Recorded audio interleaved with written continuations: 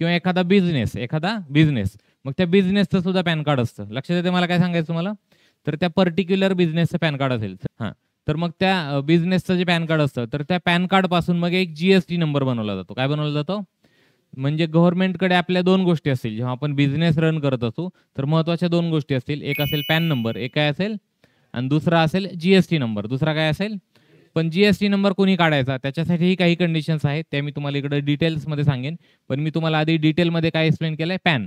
म्हणजे आपण गव्हर्नमेंटपासून असेल, इन्कम टॅक्स डिपार्टमेंटपासून असेल किंवा ईडीपासून असेल, आपण आपले ट्रान्झॅक्शन लपवू शकत नाही. लक्षात आलंय सगळ्यांच्या?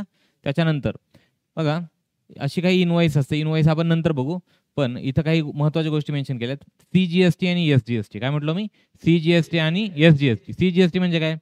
सी-जी-एस-टी for central goods and service tax आणि SGST for state goods and service tax. हे 2 टाइप्स आहेत.